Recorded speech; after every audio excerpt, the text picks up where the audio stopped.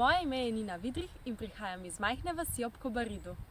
Trenutno zaključujem srednjo šolo, drugače pa se že veselim novih izzivov v prihodnosti.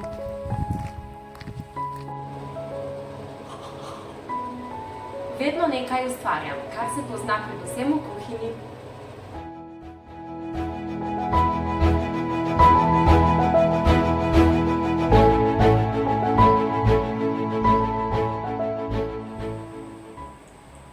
Ko pa v kuhinji nisem ustvarjalna, se usedem za mizo in postanejo nohti moja umetnina.